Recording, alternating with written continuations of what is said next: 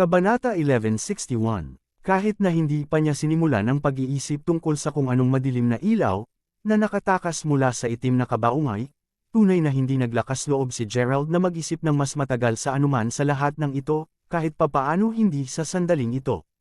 Ang stress ng lahat ng ito ay naramdaman lamang tulad ng isang tikang time bomb na tumitimbang sa kanyang isip. Panipi tuldok.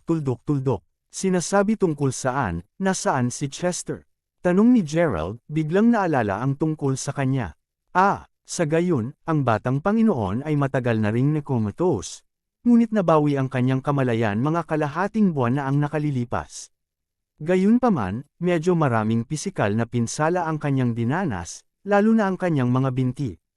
Kahit hanggang ngayon, hindi pa rin siya nakakabangon sa kama, sagot ng isa sa mga tanod. Nakita ko, sapat na para sa akin na siya ay nabuhay. Panipi, habang ang paraan ng pagkakakilala ni Gerald at Chester ay walang kakulangan sa dramatiko, naalala ni Gerald kung paano isa panganib ni Chester ang kanyang buhay upang protektahan siya pabalik nang malapit na siyang mamatay. Dahil sa kanyang magiting na kilos, naramdaman ni Gerald na labis na naantig. Panipi tuldok. Gayun din, bukod sa aming mga senadoryas, may alinman sa inyo na nakakita ng Miss Gaunters? Tanong ni Gerald. Tungkol doon, hinanap namin siya ng 7 buong araw at gabi, ngunit hindi kami matagumpay na hanapin siya, G. Crawford. Sagot ng parehas na bodyguard mula kanina. Nang marinig iyon, agad na napuno ng paninisi sa sarili si Gerald. Bago bumaba sa karagatan, nagpa siya si Gerald na protektahan siya mula nang dalhin siya sa ilalim ng mga alon. Gayunpaman, sa huli, halos nabigo siyang protektahan ang kanyang sarili.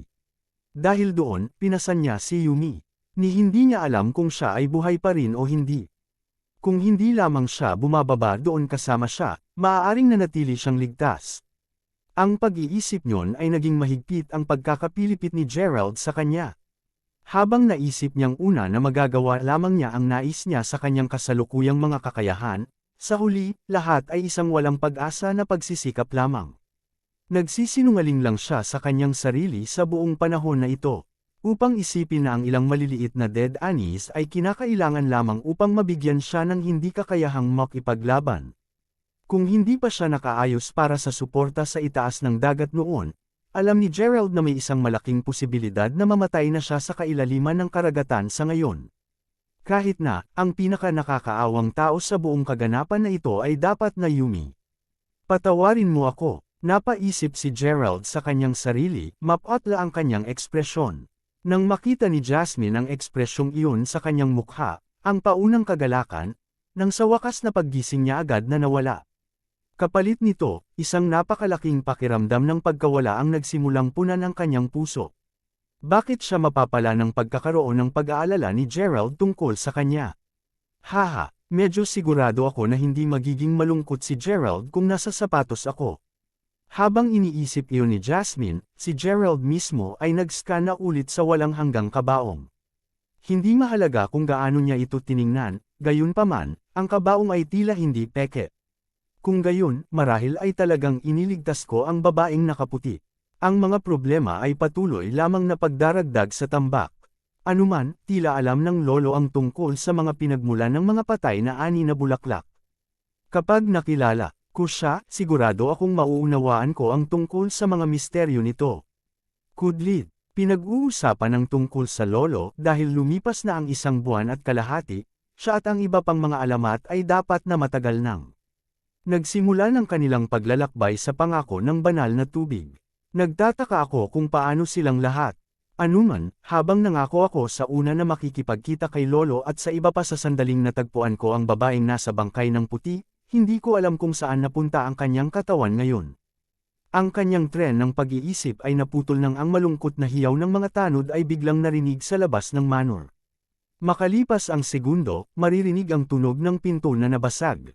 Ano ba ang ginagawa mo? Ang sinumang walang paanyaya ay ipinagbabawal na pumasok sa lugar na ito.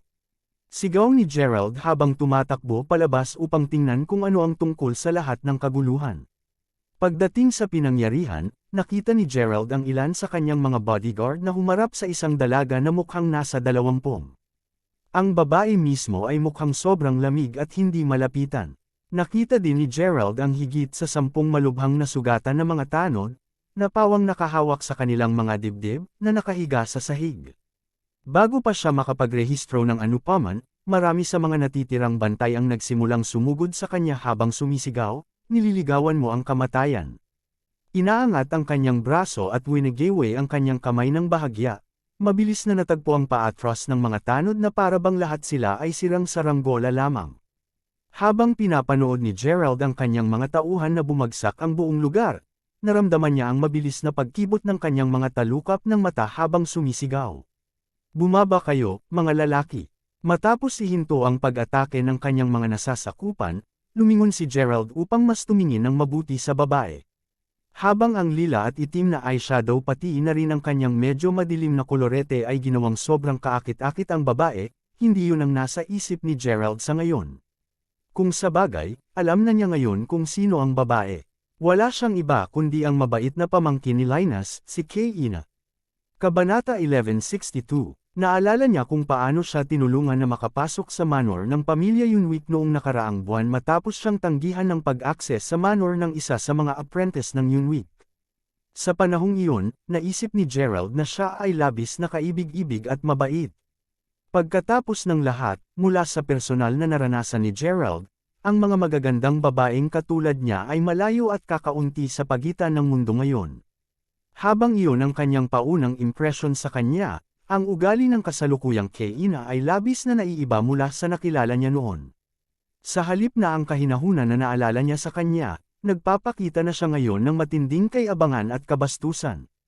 Ano pa, habang natitiyak ni Gerald na siya ay isang ordinaryong babae lamang bago nito, nadarama niya ngayon ang napakalaking lakas sa loob na nagmumula sa kanya. Napakagalit nito na kahit si Gerald ay kailangang aminin na marahil siya ay mahina kaysa sa kanya sa mga sandaling iyon. Ito ay tunay na nakakagulat, upang masabi lang. "Panipi tuldok-tuldok-tuldok. Ano ang ginagawa mo, Kay-ina?" Tak-ang tanong ni Gerald. "Aba, napunta ako upang makita ka, syempre."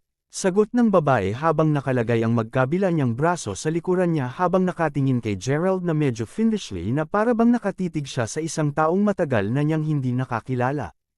"Habang pinahahalagahan ko ang iyong mabait na kilos ng pagbisita, hindi mo ba naisip na napunta ka sa isang maliit na dagat sa pamamagitan ng pananakit sa aking mga kalalakihan, Kay-ina?" Sabi ni Gerald habang napalingon sa mga umiiyak na bodyguard na nakahiga pa sa sahig.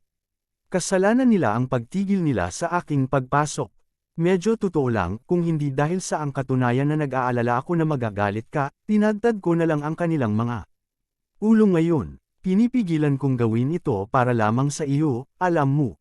Inaasahan kong makapagbigay sa iyo ng isang malinaw na imahe ng kung gaano kakahalaga sa akin." Sagot ng babae habang nagsisimulang mapang-akit na naglalakad papunta kay Gerald. Walang sinumang tao ang gagamot sa buhay ng iba bilang isang walang halaga na bagay, lalo na hindi si Kay-ina. Ang taong marahil ay nalulungkot ng medyo matagal pagkatapos ng isang kuting o tuta na namatay. "Ikaw, hindi ka Kay-ina, di ba? Sino ka?" "Hindi naman ganito si Kay-ina." Idineklara ni Gerald sa isang may galit na tono. "Palagi kang ganito, hindi ba? Hindi alintana kung ano ang gagawin ko, magtatagal ka pa rin na may pag-aalinlangan tungkol sa akin. Habang totoo na marami akong nanloloko, hindi kita kailanman naloko. Sa kabila nito, patuloy mo pa rin ang pag-aalinlangan sa lahat ng aking ginagawa." Ganting sabi ni Kay-ina nang biglang naging masama ang mga mata. "Hindi ko alam kung ano ang iyong pinag-uusapan, ngunit alam ko para sa isang katotohanan na hindi ka si Kay-ina. Napakahalaga ba talaga kung totoo ba akong si Kay-ina o hindi? Pagkatapos ng lahat, ang pinakamahalagang bagay ay magtatapos pa rin tayo na magkakasama sa hinaharap. Walang sinumang makakapag-agaw sa iyo palayo sa akin." Sagot ni Kay-ina habang ngumiti siya ng smugly. Ngayon na diretso sa harap ni Gerald, titig na titig si Kay-ina sa mukha niya. Gayunpaman, sa sandaling itinaas niya ang isang kamay upang haplosan ang kanyang pisngi, mabilis na humakbang paatras si Gerald, naiwan ang kamay nito na nakasabit sa gitna ng hangin. Nakatingin kay Gerald na nakangiti, sinabi niya pagkatapos, "Mabuti, mabuti, hindi na kita aasarin. Kita pumunta ako dito ngayon upang bigyan ka ng ilang oras upang may handa mo ang iyong sarili. Dahil magandang araw ng bukas, napagpasyahan kong ikakasal na tayo noon. Panipi, ano, kasal? Sagot ni Gerald, natigilan. Mayroon na akong fiancé kaya imposibleng pakasalan kita. Gayun din, mas mahusay ako sa 3 hanggang 4 na taong mas matanda sa iyo. Dagdag ni Gerald. Matapos sumailalim sa napakalaking pagbabago, alam ni Gerald na si Kayla ay hindi katulad ng dating tao. Habang natitiyak niya ang tungkol doon, hindi pa siya handang makipagtalo sa kanya. Pagkatapos ng lahat, hindi pa rin siya nakakakuha ng tumpak na pagbabasa kung gaano siya katindi. Dahil dito, magkakaroon lamang siya ng hilera kasama siya bilang huling paraan. Wala akong pakialam dyan. Ikakasal na tayo bukas at panghuli na iyan. Nais kong ipahayag ang aming pag-ibig at kasal sa lahat sa planeta. Panipi, kasunod nito, lumingon si Kayla at tinungo ang pinto na patungo sa labas. Gayunpaman, sa oras na makarating siya doon, biglang sumulong si Jasmine habang binubulalas, hawakan mo ito. Sino sa tingin mo kahit sino ka? May mahal na si Gerald. Hindi mo lang siya inutusan na magpakasal sa iyo out of the blue. Panipi, nang marinig iyon, tumigil sa paglalakad si Kayla. Pagkiling ng kanyang ulo ng bahagya upang tumingin kay Jasmine, pagkatapos ay umungol siya sa isang boses na nanginginig sa gulugod. Habang kinamumuhian ko na ang sinumang mga kababaihan na napakalapit sa kanya, naiinis ako sa mga babaeng tulad mo.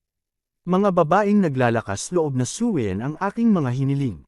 Panipi, sa oras na natapos ang kanyang pangungusap, iniunat niya ang kanyang mga daliri bago huminga ng Monty. Sa pamamagitan lamang ng kilos na iyon, naramdaman ni Jasmine ang kanyang buong katawan na hinayla papunta sa kanya. Jasmine, sigaw ni Gerald habang iniunat niya kaagad ang sariling kamay upang hawakan siya. Gayunpaman, bago pa man niya mahawakan ang braso ni Jasmine, biglang naramdaman ni Gerald ang isang malakas na lakas sa loob laban sa kanya. Natagpuan niya ang kanyang sarili na umatras ng ilang mga hakbang dahil sa epekto lamang. Sa pagtingin sa kanyang nasasaktan na kamay, nakita ni Gerald na ang pag-atake nito ay naging sanhi ng ganap na pagkawasak ng kanyang web space pagkatapos. Ang kanyang berdeng mga ugat ay lubhang nakikita din ngayon, pumuputok habang ang kanyang mga braso at palad ay nagsimulang dumudugo. Si Jasmine mismo ngayon ay sinakal na ni Kayla. Kabanata 1163. Napakalakas niya, napaisip si Gerald sa sarili. Kailangan lamang niyang maranasan ang panloob na puwersa ng isang beses upang malaman na ang kanyang kasalukuyang lakas ay napakalaki na naiiba kumpara sa iba pang mga puwersang dati niyang nakipag-ugnay. Kung kailangan niyang gumawa ng paghahambing sa pagitan ng kanyang puwersa at ng kanya, ito ay tulad ng paghahambing ng maruming tubig sa isang hindi dumadaloy na pool sa purong at dalisay na tubig. Sa isang pagkakaiba-iba na malaki, walang pasubali na walang alinlangan kung sino ang may hawak ng higit na kapangyarihan dito.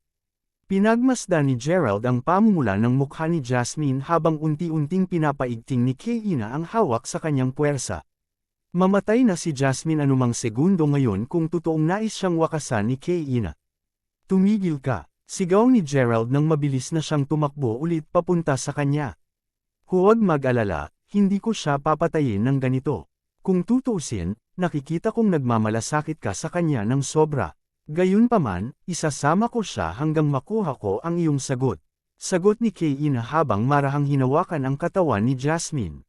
Sa sandaling ginawa niya ito, agad na nag-blackout si Jasmine.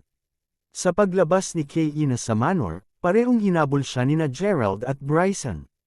Gayunpaman, sa paglabas, nakita agad ng dalawang lalaki ang maraming mga kotse at tanod ng pamilya Yunwick na naghihintay sa labas.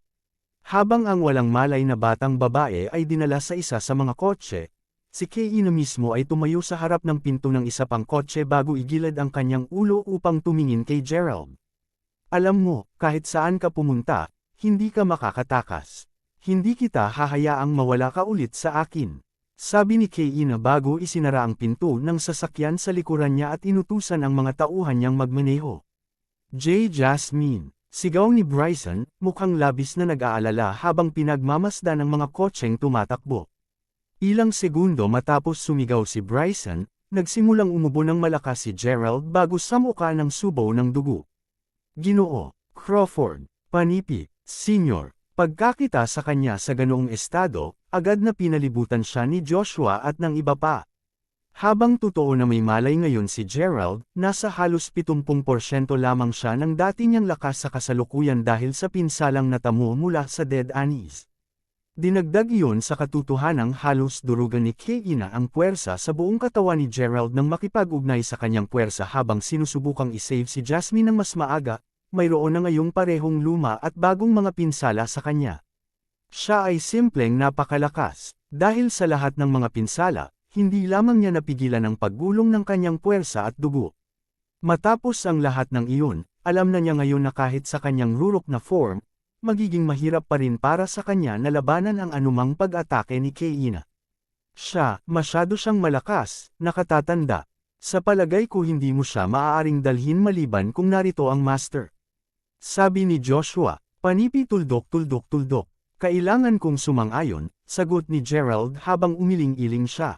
Still, to think na napakalakas niya sa kabila ng kanyang murang edad. Paano tunay na hindi may larawan ng isip?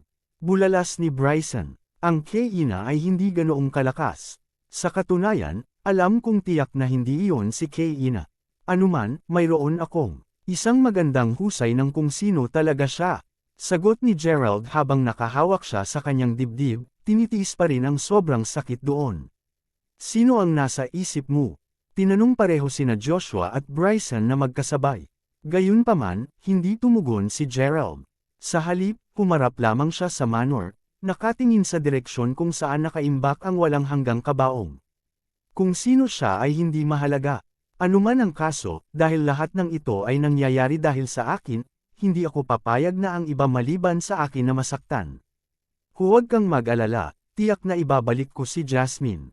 Panipi, makalipas ang ilang sandali nang tumigil ang pangkat ng mga kotse bago ang manor ng pamilya Yunwick.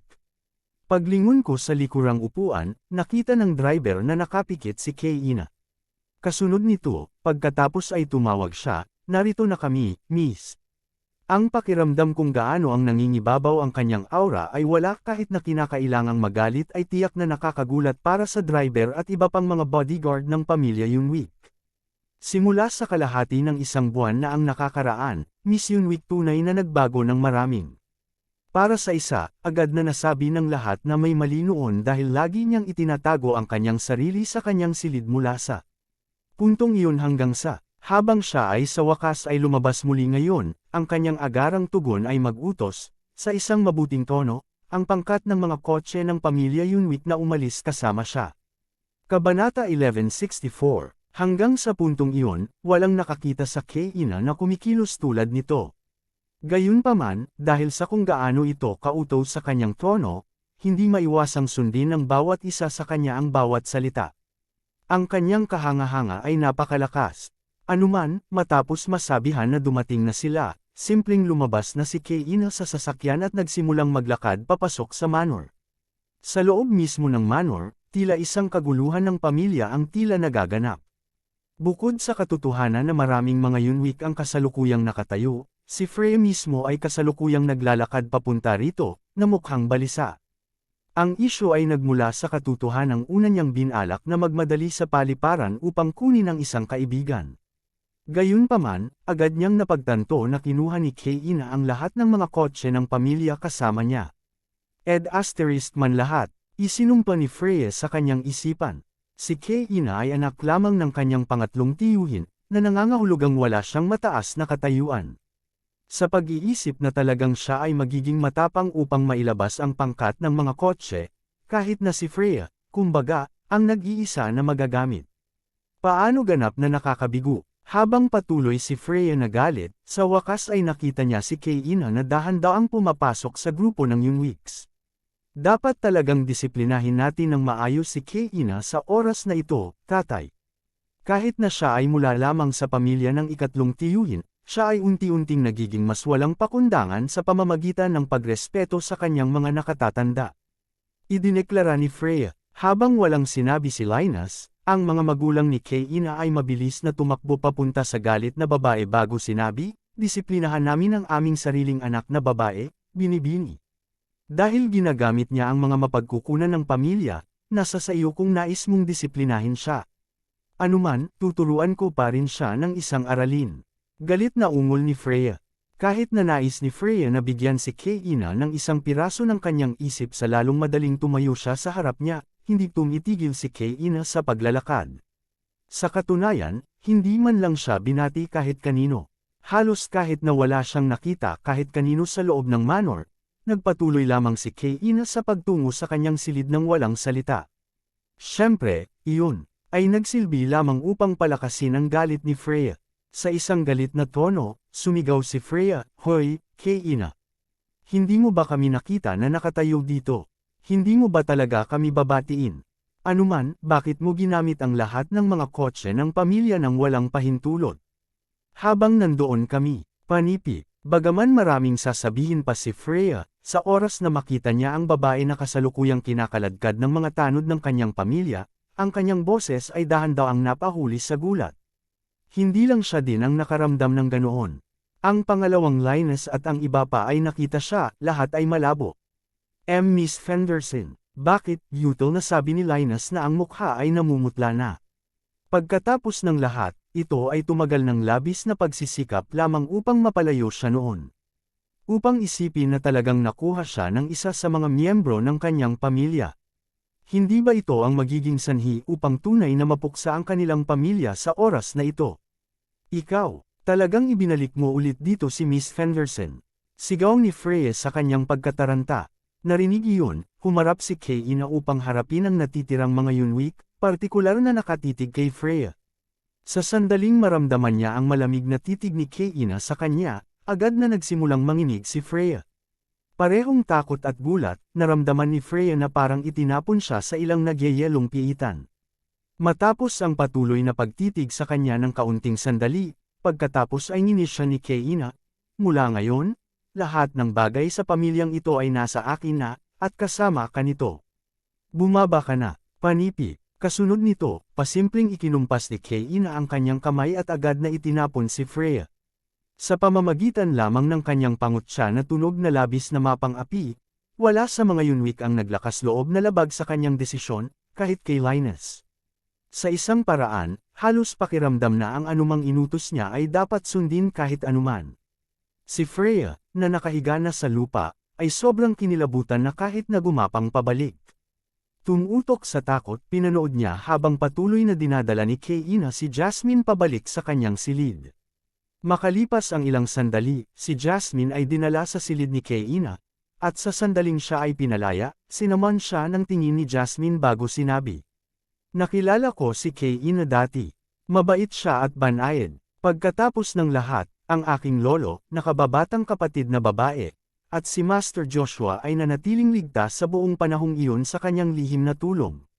Masyado kang walang awa upang maging siya. Panipi, oh, hindi ka ba natatakot sa akin? Hindi ka ba natatakot na papatayin kita?" Sagot ni Kaina habang nakatingin-tingin sa dalaga. "Hindi man sa maliit, impyerno, hindi lamang ako natatakot sa iyo, ngunit handa akong mamatay kung para kay Gerald, ang taong pinakamamahal ko. Kung nagpaplano ka sa paggamit sa akin upang bantayin si Gerald na magpakasal sa isang masamang babae tulad mo, mas mabuti mong isuko ang ideya. Alam na sa oras na banta mo siya sa kanya, tatapusin ko na ang sarili ko para hindi na mag-alala sa akin si Gerald." Idineklara ni Jasmine, walang ipinakitang kahinaan sa kanyang boses. Nang marinig iyon, kumislat ang mga eyelid ni Kaina. Malinaw na ang sinabi lamang ni Jasmine ay seryosong inis sa kanya. "Ikaw ay isang mayamang binibini, hindi ba? Sa daming kalalakihan sa mundo, bakit pinipilit mong mahalin siya? Kahit nasa punto ng pagsakripisyo ng iyong sarili. Iwanan mo ang lahat para sa kanya nang walang kahit kaunting pag-aalangan. Bakit ganon?" Tanong ni Kaina, nasasalamin ang paningin sa paningin. Sa sinabi ni Jasmine, ang kanyang mga salita ay pumukaw ng ilang mga masasakit na alaala sa kanya. "Dahil sa mahal ko siya. Sa aking matinding damdamin para kay Gerald, nagagawa ko ang anumang bagay para sa kanya nang hindi na kinakailangang mawala ako sa dapat kong gawin." Sagot ni Jasmine, "Panipi tuldok. Hindi ako naniniwala sa pag-ibig, at tiyak na hindi ako maniniwala na ang isang babae, lalo na ang isang prestihiyoso at may mataas na posisyon tulad mo, ay talagang iiwan ang lahat para sa kanya. Pagkatapos ng lahat, kahit na hindi ko nagawa iyon. At dahil doon, labis akong naghirap sa buong buhay ko. Sigaw ni Kane habang nakakuyong ng mahigpit ang kanyang mga kamao na ang kanyang matulis na mga kuko ay hamukay ng malalim sa kanyang mga palad, na nagdudulot ng matinding sakit. Kabanata 1165. Ikaw, hindi mo alam kung ano ang pag-ibig. Kaya't bakit ka nagpunta sa labis na labis kapag nakikipag-usap sa mga bagay? Tingnan, ipapaalam ko sa iyo na ang katanyagan at kayamanan ay makapagbibigay lamang sa mga tao ng ilusyon ng kaligayahan. Hindi mahalaga kung gaano sila makukuha, hindi ka tunay na magiging masaya nang hindi mo alam kung ano ang pag-ibig. Pagkatapos ng lahat, na may walang laman na puso, hindi mo magagawang humawak sa anumang mahal. Walang katanyagan o kayamanan ang maaaring punan ng puwang na iyon, at ipagpapatuloy mo lamang ang paghihirap hanggang sa araw na mamatay ka maliban kung naiintindihan mo iyon. Paliwanag ni Jasmine, habang hindi pa niya alam kung sino ang babaeng nasa harapan niya, hindi talaga iyon ang kritikal na bagay ngayon. Ang mahalagang bagay ay na kahit na ang babae ay sobrang malakas, nagkaroon siya ng nakamamatay na kahinaan. Lumitaw na nasaktan siya ng sobra sa pag-ibig. Mismong si Kane ay hindi mapigilan ang titig kay Jasmine na may pagkamangha matapos marinig ang lahat ng iyon. Habang si Kane ay paunang nagplano na pumatay kay Jasmine matapos na magdulot ng labis na takot sa batang babae, hanggang sa makabuo ng isang lubos na kinilabutan na ekspresyon, naramdaman niya ngayon na parang siya ay natalo ni Jasmine. Pagkatapos ng lahat, ang batang babae ay naging walang malasakit sa lahat ng kanyang banta. Paimpol nitong pinaramdam na natalo si Kane. Panipi tuldok. Matalino ka, bibigyan kita ng ganyan. Anuman, hinawakan mo ako ng malalim. Sige, pakinggan mo ako. Sasabihin ko sa iyo ngayon ang isang kwento, at pagkatapos pakinggan ito, kailangan kong kilalanin kung alin sa dalawang batang babae sa kwento ang mali. Kung nagagawa mong bigyan ako ng isang malinaw na sagot, isa sa alang-alang ko ang pagpapalaya sa iyo. Sagot ng gumalaw na si Kane habang siya ay nakaupo sa gilid. Hindi nagbigay ng verbal reply si Jasmine, at nakatingin lamang sa nakaupo na dalaga. Nang makita iyon, sinimulan ni Kane ang kanyang kwento. Mayroong isang pares ng mga kapatid na babae, kambal na babae, upang maging eksakto. Pareho sa kanila ay tulad ng dalawang mga gisante sa isang pod, at ang nakatatandang kapatid na babae ay pinangalan ng Chloe habang ang nakababata ay pinuntahan ni Indigo. Ang mga kapatid na babae ay palaging may isang napakahusay na relasyon, kahit na mula sa kanilang pagkabata. Palagi silang nasisiyahan sa mga bagay na magkakasama, ngunit tinitiyak din na matiis ang lahat ng kanilang kasawian ng magkatabi. Panipi, ang lahat ng ito ay nagpatuloy hanggang sa makilala nila ang isang lalaki sa edad na 16. Hindi lamang ang pinag-uusapan na labis na masigasig at isinasaalang-alang na maging isang batang henyo, siya ay napakahusay din ng gwapo. Ito ay tulad ng siya ay mahusay sa bawat kahulugan. Anuman, parehong magkakapatid ang natapos na nahuhulog sa kanya ng halos pareho. Panipi, ang pag-ibig na nadama nila para sa kanya, gayunpaman, ay medyo katulad ng pagmamahal na naunang inilarawan ni Jasmine, kahit na kapwa nila mapagtanto sa paglaon. Mismong ang batang henyo ay unang nahulog kay Chloe, ang nakatatandang kambal. Habang para sa isang oras, silang tatlo ay nasisiyahan sa mga magagandang paglubog ng araw at pagsikat ng magkakasama, magkahawak kamay, sa kalaunan ay nagtapos si Chloe na hindi nasisiyahan. Hindi lamang niya ginusto na magkaroon siya ng lahat para sa kanyang sarili, ngunit nagkaroon din siya ng pakiramdam ng gat na ang kanyang nakababatang kapatid na babae ay magtatapos masisira ang kanyang relasyon sa kanya sa hinaharap. Hindi rin ito isang walang batayang palagay. Kung sa bagay, pareho silang parating pinaghambing sa bawat isa mula pa noong bata pa sila. Habang ang nakababatang kapatid na babae ay kilala na matalino, masunurin, at kaaya-aya, walang sinumang pumupuri kay Chloe. Kahit na siya ay una ng maayos sana, ngayon na ang batang henyo ay nahulog para sa kanya, sinimulan niya itong gawin ng mas personal. Alam kung gaano higit na Kat-Angie tangi ang kanyang nakababatang kapatid na babae ay inihambing sa kanya, alam niyang alam ng iba na mas madaling mapansin ang potensyal at pakinabang ng Indigo, kasama na ang batang henyo. Bilang isang resulta, sinimulang ilayo ni Chloe ang kanyang sarili sa Indigo.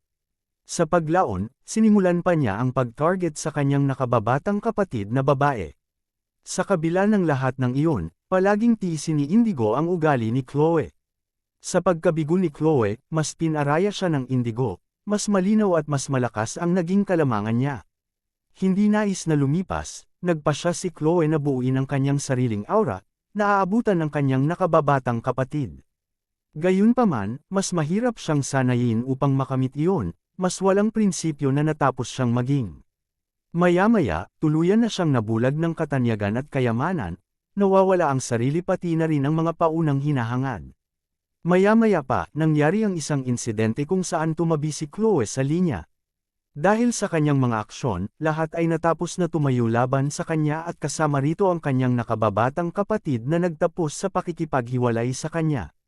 Gayunpaman, ang pinakapangwasak na suntok ay nagmula sa batang henyo na pumili na tumayo laban sa kanya. Sa pakiramdam na nawala ang lahat sa oras na iyon, nabalot ng galit at galit si Chloe. Habang lalo pang umuunlad ang insidente, ang batang henyo ay lalong lumago at lalong nalayo mula kay Chloe. Ito ay dahil sa buong nakaraang mga taon, tiniis niya ang isang bilang ng mga kamalasan kasama si Indigo. Dahil dito, pareho silang nakabuo ng malalim na ugnayan. Napuno ng panibugho sa pagkakaalam tungkol doon, sinimulan ni Chloe na kusa na simulan ang mga laban kay Indigo. Dahil sa kung gaano sila labanan, ang kanilang sama ng loob ay umabot sa isang punto kung saan kapwa nila nais ang bawat isa na patay. Nang nangyari ang isang krisis isang araw, sa wakas ay nagkaroon ng pagkakataon si Chloe na patunayan ang sarili. Kung handa lamang siyang talikuran ang lahat ng kanyang katanyagan at kayamanan upang may save siya noon, maaaring mabawasan ang sitwasyon. Gayunpaman, nag-aalangan siya sa pinakahimagsik na oras. Sa panahon ng krisis, hindi pinansin ni Indigo ang kanyang sariling kaligtasan at buhay, kaagad na sumugod sa panig ng batang henyo nang siya ay nasa panganib. Sa sandaling iyon nang mapagtanto ni Chloe na siya ay ganap na natalo. Si Chloe ay iniisip pa rin ang tungkol sa kanyang sarili habang si Indigo ay nagmamadali upang isave ang taong mahal niya. Siya, hindi niya lang aminin na mas mahina siya kaysa kay Indigo. Hindi niya. Sa puntong ito, ang mga mata ni Kay-ina ay lumuluha na. Bagaman hindi pa nagsiwalat si Kay-ina ng tungkol kay Kento kay Jasmine, maramdaman ni Jasmine na totoong nag-aalala si Kay-ina tungkol sa binatang iyon pati na rin ang kanyang sama ng loob noon. Kabanata 1166, Panipi tuldok-tuldok-tuldok. Pwede, ikaw si Chloe? Tanong ni Gerald sa maingat na tono. Matapos marinig kung paano nawala sa kanya ang lahat at ganap na nagbago matapos siyang ipagkanulo ng kanyang mga kaibigan at pamilya, naramdaman ngayon ni Jasmine na mas nakakaawa si Kay-ina kaysa sa anupaman. Panipi tuldok-tuldok-tuldok. Hindi yun mahalaga. Anuman, alamin na hindi ako titigil hanggat hindi ko siya nakukuha ang aking mga kamay, at makukuha ko ang gusto ko. Idineklara ni Kay-ina ng mahigpit na nakakuyom ng mga kamao. Panipi tuldok-tuldok-tuldok. Ngunit, ano ang kaugnayan ng lahat ng ito kay Gerald? Takang tanong ni Jasmine. Hindi mo maiintindihan kahit na ipinaliwanag ko sa iyo ang lahat. Alam mo na sinasabi ko lamang sa iyo ang isang buod na bersyon ng kwentong ito. Pagkatapos ng lahat, alam kong mabuti na ikaw ay isang matalinong babae. Hindi ko sasabihin sa iyo ang lahat ng detalyado lamang upang makita mo ang aking mga kahinaan. Kinutya ni Kay-ina. Panipi tuldok-tuldok-tuldok. Palagi ka bang nagtatanggol sa lahat sa paligid mo? Nagustuhan mo rin ba ito sa kanya? Tanong ni Jasmine. Sa katunayan, ako ay. Ito ang dahilan kung bakit nagsimula siyang ilayo ang sarili sa akin sa una. Gayunpaman, mananalo ako sa oras na ito, at nananalo ako sa lahat. Sagot ni Kay-ina habang humihinga siya ng malalim. Bilang isang namumulang ekspresyon na nabuo sa kanyang mukha, biglang lumakad ang isa sa mga maid bago sinabing, "Patawarin mo ako, Miss Kay-ina." "Ano ito?" "Nais ng batang Master Gerald na makita ka." Sagot ng dalaga. Narinig iyon, lumingon si Kay-ina kay Jasmine bago sabihin. Mangyaring dalhin si Miss Fenderson sa silid sa ibaba, hindi siya pinapayagan na umalis nang walang pahintulot sa akin, maunawaan. Matapos turuan ng maid kung ano ang gagawin, lumabas si Kay-ina sa silid at nagsimulang magtungo sa sala kung saan kasalukuyang nandoon si Gerald. Nang makarating siya doon, nakita niya si Linus at ang iba pa sa silid. Si Gerald mismo ang nakaupo sa isa sa mga sofa sa sala. Matapos utusan ni Kay-ina si Linus at ang iba pang mga Yunwiks na umalis sa silid, pinanood ni Gerald na umalis silang lahat bago tumayo at sinabing, habang hindi ako sigurado kung ano ang nangyayari sa pagitan nating dalawa, sinisiguro ko sa iyo, Miss Keina, na wala sa mga ito ang may kinalaman sa aking kaibigan. Sa isipan na iyon, mangyaring palayain siya. Panipi, habang ang mukha ni Keina ay lubos na natuwa ilang segundo lamang ang nakakalipas, mapait ang kanyang ekspresyon habang sinabi niya kaagad sa isang malamig na tinig na malamig na tinig. Kaya, nagpunta ka lamang dito upang hilingin sa akin na palayain ang iyong kaibigan. Sa katunayan, sagot ni Gerald habang agad na binaril ni Keina ang isang malamig na titig sa kanya. Anuman, mayroon akong kutob ng kung sino ka talaga. Hindi ako sigurado kung ano ang relasyon mo sa babaeng nakaputi, at hindi ko rin alam kung anong hindi pagkakaunawaan ang mayroon ka kay Zeus. Gayunpaman, alam ko na kahit na magkapareho ako ng hitsura sa kanya, hindi ako ang taong akala mo ako, kaya't hindi ako mahuhulog sa babaeng nakaputi. Mayroon lamang isang tao na tunay kong mahal, at sa pag-iisip na iyon, sana ay mapagtanto mo na walang puwang para makipag-ayos ka. Dagdag ni Gerald habang diretso ang tingin sa mga mata nito. Sa pamamagitan ng kanyang pag-aaral sa pagsusulat na nalaman niya pabalik sa Montholm Island, naalala ni Gerald na mayroong isang taong katulad sa babaeng nakaputi, ngunit hindi talaga siya. Ang doppelganger ang siyang namamahala sa walang pusong pagpatay sa 8 katao sa islang iyon noon. Naghihinala din si Gerald na ang nagligtas sa kanya noong gabing iyon ay ang babaeng ito. Sa kanyang pagtayo sa harapan niya ngayon, ang lahat ng kanyang mga teorya ay simpleng nakaturo sa kanya. Si Keina mismo ay may hitsura ng hindi makapaniwala sa kanyang mukha, malinaw na nagalit sa pag-angkin ni Gerald habang umuungol siya, sigurado. Sinusubukan mo ba akong lokohin? Kabanata 1167. Wala akong dahilan para magsinungaling sa iyo. Lahat ng sinabi ko totoo lang. Talagang hindi ako ang taong hinahanap mo. Sabi ni Gerald, nakatingin sa kanya ng diretso sa mata. Batay sa reaksyon nito, wala na siyang alinlangan sa kung ano ang nangyayari. Ang taong na-save niya ay tiyak na hindi ang babaeng nakaputi. Tulad ng para sa totoong babaeng nakaputi, posible na nasa loob pa siya ng hari ng palasyo ng karagatan. Sa mga bagong paghahayag na ito, naramdaman ni Gerald na mas marunong na hindi banggitin kung nasaan ang kinaroroonan ni Zeus. Ilihin niya yun hanggang sa matagpuan niya ang totoong babae na nakaputi. Wala akong pakialam. Hindi ako maniniwala sa iyo. Anuman, sinabi ko na sa iyo na ikakasal tayo bukas. Mayroon ka na bang sagot? Tanong ni Keina habang ang paningin ay panandali ang lumambat habang nakatingin sa kanya. Ang pag-aasawa ay hindi isang laro, at hindi tulad ng anumang pag-ibig sa pagitan natin sa una. Sa pag-iisip na iyan, paano tayo makakakasal?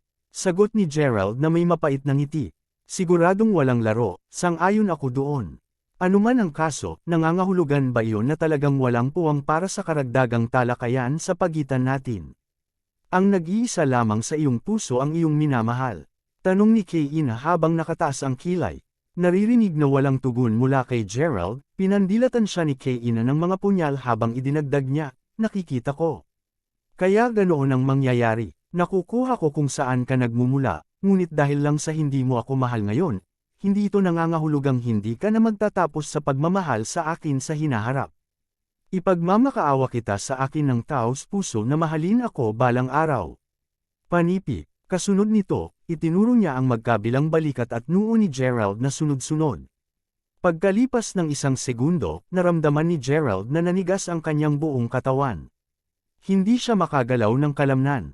Paglingon kay Keina, na may kagandahan ng isang reyna, tinanong ni Gerald, ano ang ginawa mo sa akin? Simple lang talaga. Ang ginawa ko lang ay pigilan ang 3 pinakamalaking chakra sa iyong katawan. Natatakan ko na rin ang iyong lakas sa loob. Dahil dito, ikaw ay isang regular na tao lamang ngayon. Sabihin ko sa iyo, bibigyan kita ng kaunting oras upang pag-isipan ito. Kung tunay na nais mong mabawi ang iyong lakas upang makakuha ng isang hakbang na malapit sa paghahanap ng sagot na iyong hinahangad, pagkatapos ay humingi ka sa akin ng kasal. Kailangan mo munang lumuhad sa harap ko habang ginagawa ito, syempre. Sagot ni Keina, malamig ang kumikislap na mga mata niya. Huminga ng malalim, binigyan niya si Gerald ng walang emosyong titig bago sumigaw, ngayon bumalik ka at matulog ka rito. With that, tumalikod na siya para umalis.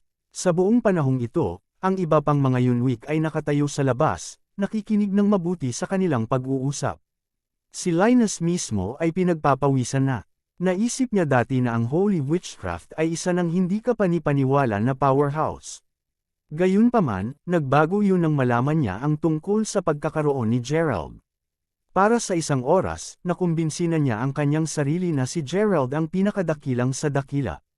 Gayunpaman, hindi pa ganoon katagal matapos nilang tuluyang mapunta ang kamatayan ng Diyos mula sa kanilang pamilya nang lumitaw ang isang mas malaking banta.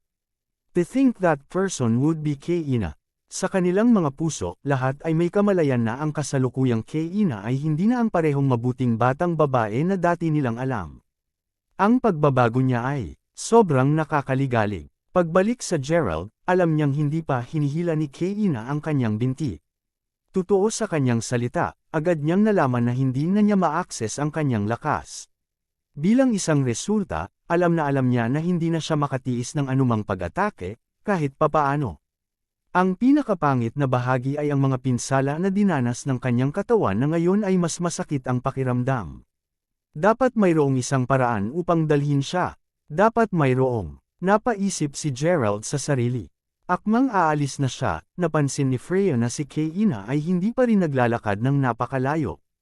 Alam na nawala ang lakas ni Gerald at ngayon ay isang mahina na tao lamang.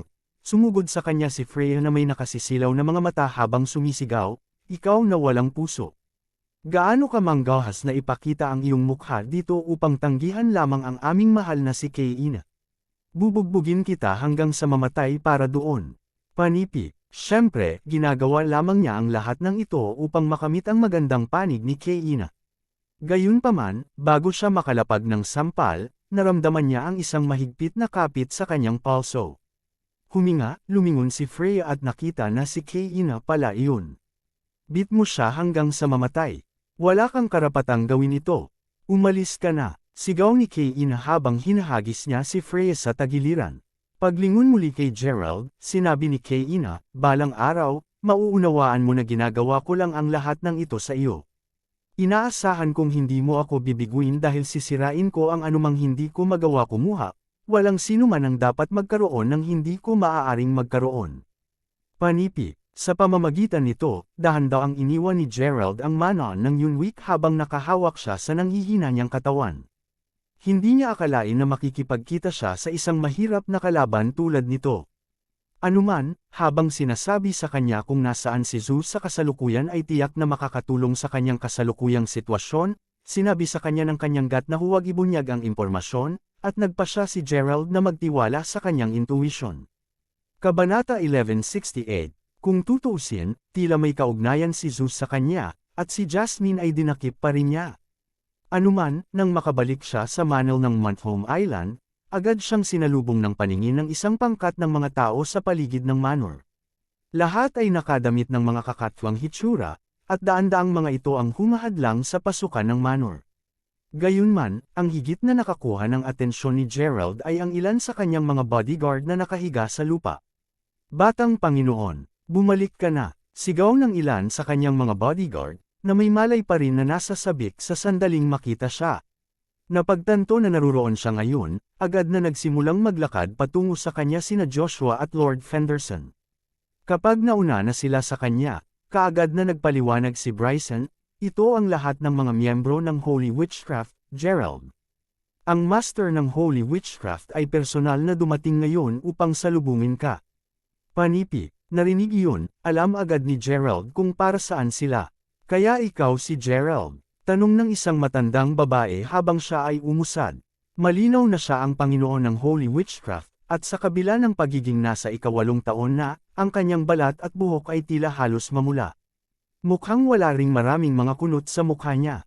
Sa madaling salita, mukhang mas bata siya kaysa sa kanyang tunay na edad.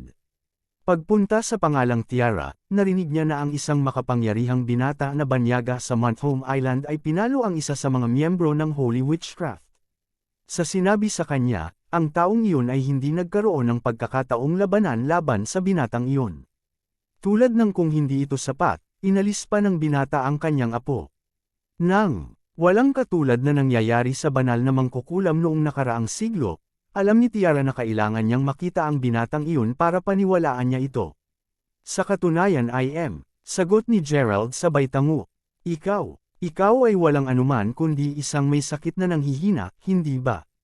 Napakalakas mo ba talaga? Anuman, alamin na kahit na ang buong mundo ay takot sa iyo, hindi na ako magiging, Gerald, kaya't mataas na ang oras na umalis ka sa lahat ng kalokohan na ito. Pag-uusapan pa namin ang tungkol dito sa paglaon, ngunit sa ngayon, ibalik sa akin ang aking apo. Malamig na sabi ni Tiara habang namimilipit ng mata. Hindi ko tinali sa akin si Chester. Siya ang pumili na manatili sa tabi ko, at lagi ko siyang tretuhin bilang kaibigan. Hindi mahalaga kung ano ang ipasya niyang gawin ngayon, susuportahan ko siya. Tandaan na kanya ang desisyon. Kung nais niyang bumalik sa iyo, hindi ko siya pipigilan. Gayunpaman, kung ayaw niya, huwag mo ring isiping alisin siya. Sinusubukan niya ang makakaya upang mabawi ang lahat ng maling nagawa niya dati. Sagot ni Gerald. Ang yabang mo naman. Sino sa tingin mo kahit na ikaw, maliit na Gerald? Mabuti kung gayon, ipapakita ko sa iyo ang totoong kapangyarihan ng banal na mangkukulam ngayon. Sa iyo ang sahig, pangalawang Panginoon. Idineklara ni Tiara habang kumakaway ng kamay. Kasunod nito, isang lalaki na mga nesay sinta ay lumabas mula sa karamihan, isang walang emosyong ekspresyon sa kanyang mukha. Siya si Hendrik Tyndall, ang pangalawang Panginoon ng Holy Witchcraft. Nakatingin ang mga mata kay Gerald, saka siya sinisingil sa kanya. Nang makita iyon, simpleng ngumiti si Joshua bago sabihin, sino sa palagay niya kahit na siya. Madali siyang mapababa ni Senior. Panipi, gayunpaman, taliwas sa kung ano ang ipinapalagay niya. Sa loob ng 3 pag-ikot, malinaw na wala sa hugis si Gerald. Hindi nagtagal pagkatapos, si Hendrik ay nakarating ng isang sipa sa dibdib ni Gerald, na nagpapadala kay Gerald na lumilipad habang dumadaloy ang dugo mula sa kanyang bibig. At narito naisip ko na ikaw ay talagang may kakayahang kalaban. Sa paglaon, isa ka lang namang walang silbi at mayabang na bata. Idineklara ni Hendrik bago tumawa. Panipi tuldok. Malinaw na hindi siya mukhang isang karapat-dapat na kalaban para kay Chester. Habang wala akong ideya kung anong pamamaraan ang ginamit niya upang akayin si Chester, oras na nating natapos ang lahat ng kalokohan na ito. Patayin silang lahat, pangalawang Panginoon. Utos ni Tiara. May kasiyahan. Sigaw ni Hendrik habang nakatingin kay Gerald na may ngisi sa labi habang nakataas ang kanang kamay. Paggawa sa amin sa lahat ng mga paraan para sa wala. Magbabayad ka sa iyong buhay, ikaw walang silbi bata. Tumigil ka. Kabanata 1169. Ilang segundo bago mapunta ni Hendrik ang kanyang suntok na nagdurog sa bungo kay Gerald, na handa nang mamatay sa puntong ito, isang sigaw na tumigil sa kanya sa kalahating paraan ng pag-atake. Siyempre, ang taong sumigaw ay walang iba kundi si Chester. Lola, pangalawang Panginoong, mangyaring huwag pumatay Master, wala itong kinalaman sa kanya. Sabi ni Chester habang nakaluhod. Tinatawag mo siyang Master, napakakatawa-tawa. Ikaw ang master ng Holy Witchcraft. Bakit sa lupa mo tatawagan ang mayamang spoiled brat na ito bilang iyong Panginoon? Kung lumabas ang balita tungkol dito, kung gayon ang prestihiyosong pangalan ng aming angkan ay tiyak na sisirain mo. Sagot ni Tiara habang kumikibot ang sulok ng labi. Siya, para sa isa, ay isang tao na labis na nagmamalasakit sa prestihiyo. Sa kanya, ang isang lalaking namamatay ay walang espesyal kung ito ay upang mapanatili ang katayuan ng banal na mangkukulam. Ito ay ang aking personal na desisyon na maging sa tabi ng Master. Hindi ko kailanman ginusto na maging bata Panginoon ng banal na mangkukulam sa una. Ang nais ko lang ay mabuhay ng normal. Simula nang magsimula akong sundin ang Panginoon, napagtanto ko na talagang kapakipakinabang ako sa Kanya, at alam kong masaya ako. Pagkatapos ng lahat, sa wakas ay nabigyan ako ng pagkakataong lumayo sa aking dating lifestyle at magsimulang makabawi sa lahat ng maling nagawa ko. Sigaw ni Chester. Wala sa sinabi ni Chester na isang pagmamalabas. Tunay na siya ay naninirahan sa parehong pagkakasala at sakit bago ito. Pakiramdam ng labis na nawala at napupuot sa lahat dahil hindi siya makahanap ng isang paraan out kahit na ano. Gayunpaman, mula sa oras na bigyan siya ng isang lasa ng kamatayan ni Gerald bago siya hilahin pabalik, naliwanagan si Chester. Sa isang paraan, pinahintulutan siya ng karanasang iyon na sa wakas makahanap ng isang paraan upang dahan-daang mapawi ang kanyang pinahihirapang nakaraan. Upang makabawi sa lahat ng nagawa niya, sumumpo siya mula sa sandaling iyon na ipagpapatuloy niya ang paggawa ng mabubuting gawa sa pamamagitan ng pagpatuloy na manatili sa tabi ni Gerald. Sa wakas ay makakamit niya ang higit pa sa buhay. Hindi lamang iyon ang positibong bagay tungkol sa lahat ng ito. Talagang nagawa ni Chester na makakuha ng maraming kaibigan sa buong pananatili niya kay Gerald. Ang pinag-uusapan na kaibigan ay sina Master Joshua at ilan sa mga bodyguard ng Crawford. Sa katunayan, kahapon lang, inimbitahan siya ng mga bodyguard na sumali sa kanilang inuman. Gayunpaman, nahuli sila ni Master Joshua sa kilos at sa isang segundo doon, naisip nilang lahat na magkakaroon sila ng gulo. Gayunpaman, si Joshua ay naglalagay lamang ng isang harapan, at sa huli, natapos din siyang sumali sa kanila. Nagbigay ito sa kanya ng isang pakiramdam ng init. Ito ang pakiramdam ng pagiging buhay. May kamalayan din si Chester na inimbitahan nila siya na uminom kasama sila dahil alam nilang lahat ang nangyari sa kanya. Napansin nila na si Chester ay medyo may malay tao pa rin sa kabila ng pagiging isang bagong dahon pagkatapos niyang simulang sundin si Gerald. Mayroon siyang dahilan upang maramdaman din iyon. Kung sa bagay, makasalanan siya. Isang hindi karapat-dapat na batang master ng Holy Witchcraft. Gayunpaman, ang kaalamang iyon ay hindi nakapagpigil kay Joshua at sa mga bantay na makita siya bilang kaibigan. Ang isang kaibigan ni Gerald ay kaibigan nila.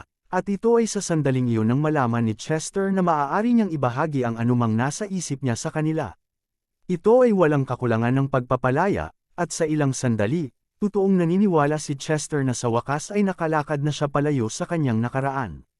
Panipi tuldok. Nakakatawa, napakakatawa-tawa, paano masasabi ng batang Panginoon ng Holy Witchcraft na may ganyan? Nagngangalit na Tiara sa galit, ang kanyang mga mata ay napuno ng pagpatay. Dahil apo kita, bibigyan kita ng huling pagkakataon.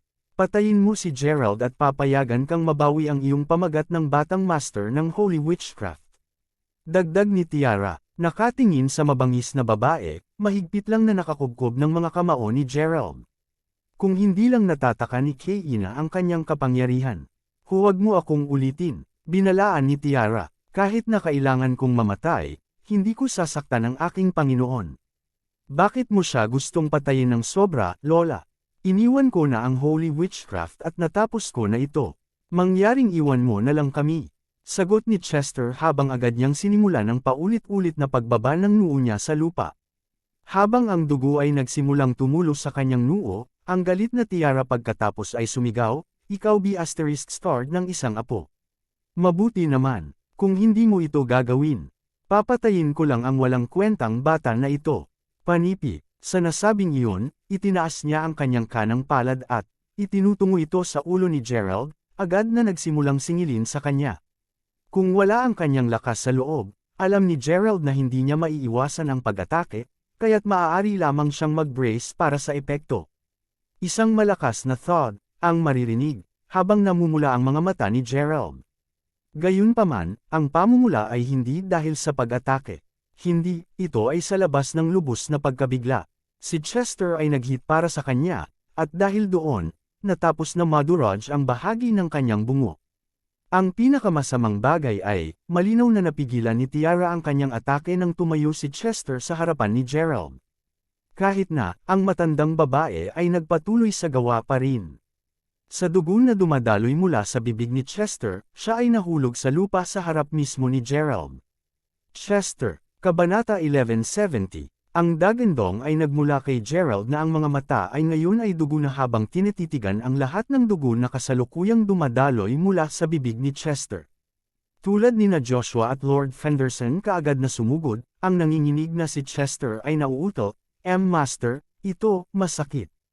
Tuldok tandang padamdam panipi.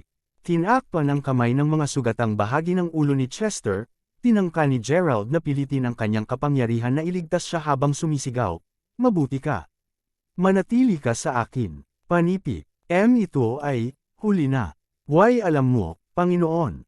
Ako, sa palagay ko makikita ko na sa wakas si Lola.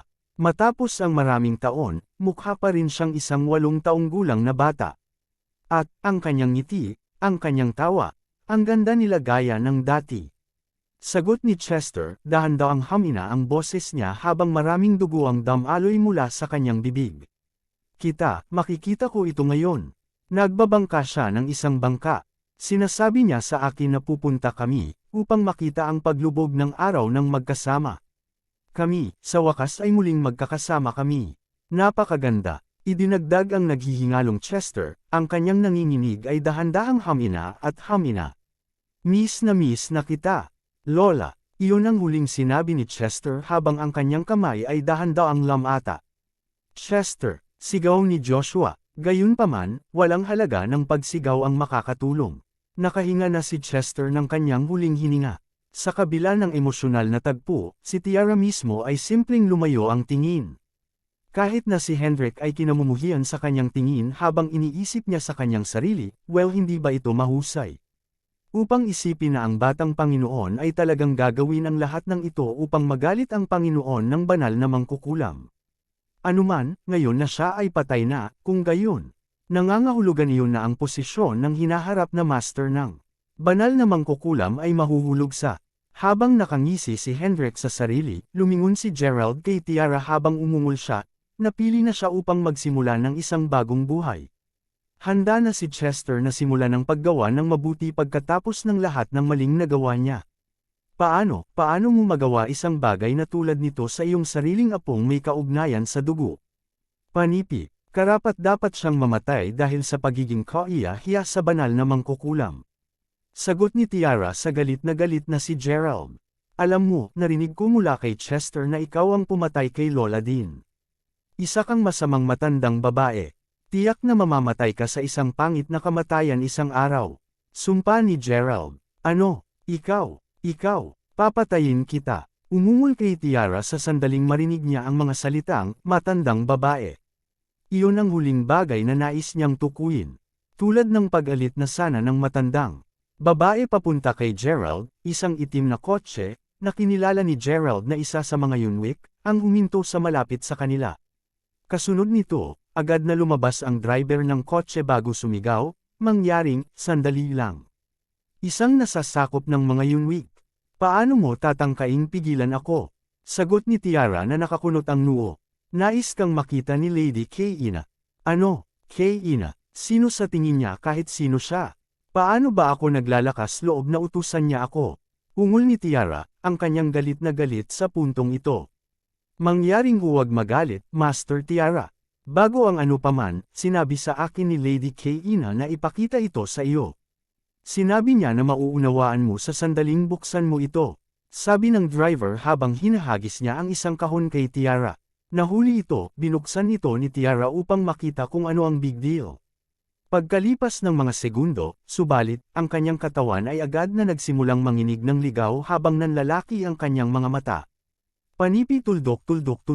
Susunod ako sa iyo upang makilala si Lady Kaina. Sagot ni Tiara habang yumuko kaagad. Anumang nakita niya sa kahon na iyon, dapat itong maging napakalaking. Pagkuha ng kumpirmasyon na kailangan niya, ang driver ay tumingin kay Gerald bago sabihin, tungkol sa iyo, G. Crawford, tinanong ni Lady Kaina kung napagpasyahan mo na. Kung hindi ka pa rin sigurado tungkol dito, sinabi sa akin na iwan ka upang makitungo sa pangalawang Panginoon ng Holy Witchcraft. Panipi, kung gayon sabihin sa kanya na kahit na mamatay ako, papahirapan ko siya habang buhay. Hindi niya makuha kung ano ang gusto niya. Sagot ni Gerald, ang nag-iisang taong nakakaalam na si Zeus ang tinutukoy niya. Magaling. Ikaw ang bahala sa batang Panginoon Gerald pagkatapos, pangalawang Panginoon. Gayunpaman, bawal kang pumatay sa kanya. Sabi ng driver habang nakatingin kay Hendrik. Habang si Hendrik mismo ay hindi kailanman tumingin sa mga Yunwicks, nakikita kung gaano kinilabutan ang master ng Holy Witchcraft na kasalukuyan, hindi siya naglakas loob na sumuway. May isang bagay na gusto niyang tanungin kay Gerald. Hanggang dito na lang muna ang ating kwento. Maraming salamat sa pakikinig. Huwag kalimutan mag-like, share, subscribe at i-comment ang inyong reaksyon sa ating kwento.